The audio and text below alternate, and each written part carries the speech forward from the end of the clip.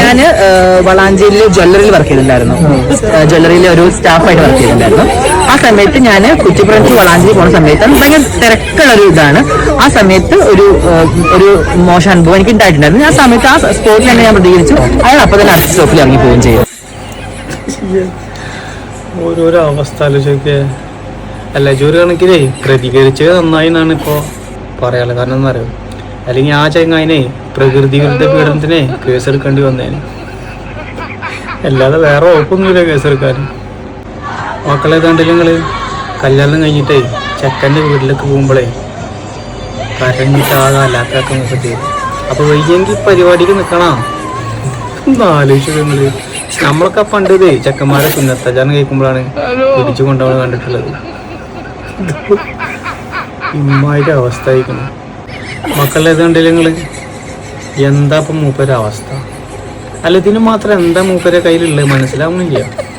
ഒന്ന് ആലോചിച്ച് നിങ്ങൾ. മൂപ്പരേതാ പൂക്കള മത്സരം നടത്തുന്ന കുട്ടികൾ.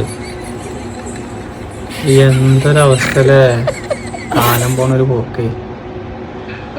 എന്തായാലും യൂട്യൂബ് ആജി കാര്യങ്ങളൊക്കെ നടക്കട്ടെ, ഒക്കെ സലാമത്താവും. മക്കളെ കണ്ടോക്കി നിങ്ങൾ. ചില പാമ്പുകൾ കടിച്ചാലേ പിടുത്തം വിടാൻ വലിയ പാടാണ്. ഇതാണ് സംഭവം അറിയില്ല. കറക്റ്റ് പിടുത്തം കിട്ടുന്നിടത്താണ് കടിച്ചിരിക്കണതേ. അപ്പൊ പാമ്പിനായാലും പെട്ടെന്നൊന്നും വിടാൻ തോന്നുന്നില്ല. വല്ലാത്തൊരവസ്ഥ. മക്കളെ ഒന്ന് കണ്ടോക്കി ഞങ്ങള്.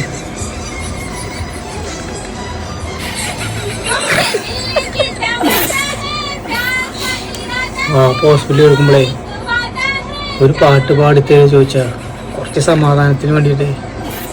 പാട്ട് കഴിഞ്ഞ പാടെ തന്നെ മൂപ്പര് ഡിസ്ചാർജായി വീട്ടിൽ പോയിക്കണം.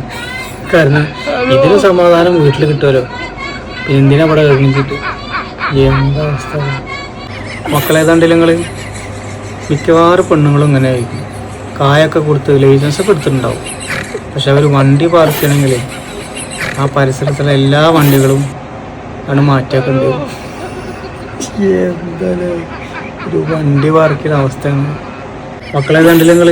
പുതിയ മരോട് വീട്ടിൽ വന്നപ്പോഴേ അടുക്കള കയറിയിട്ട് വല്ല പരിചയം ഉണ്ടോ എന്ന് അറിയാൻ വേണ്ടിയിട്ടേ ചപ്പാത്തിക്ക് മാവ് കുഴക്കാൻ പറഞ്ഞതാ. എന്തൊക്കെ നിങ്ങൾ ചക്ക മുറിച്ച പോലെ ആകെ മുളഞ്ഞു പോലെ കഴിഞ്ഞ മുകളിൽ. അതും പോരാഞ്ഞിട്ട് ആ ദേഷ്യത്തിൽ അമ്മായിമ്മക്കൊന്ന് കൊടുക്കുകയും ചെയ്തു. എന്താലേ മക്കളെ വീടുണ്ടാക്കിയാണ്. ഓരോ മക്കളെ വളർത്തിയെടുക്കുന്നതിനെ അമ്മമാർ എത്ര ബുദ്ധിമുട്ട് സഹിക്കണ്ടെന്നറിയും. ഒരു കയ്യിൽ കുഞ്ഞിനെടുക്കണം, മറ്റേ കൈ കൊണ്ട് പാല് കൊടുക്കണം. ഇതൊക്കെ സഹിച്ചിട്ട് അവൻ പോരാഞ്ഞിട്ട് ആ മൊബൈൽ നോക്കാൻ പോലും ആ കുട്ടീനെ തന്നെ ഉപയോഗിക്കണം. നോക്കിയാ എന്തൊരു കരുതലല്ലേ. വലുപ്പത്തിൽ ആ കുട്ടിക്ക് അതൊരു എക്സ്പീരിയൻസ് ആവും ചെയ്യും. നല്ല അമ്മ അല്ലേ.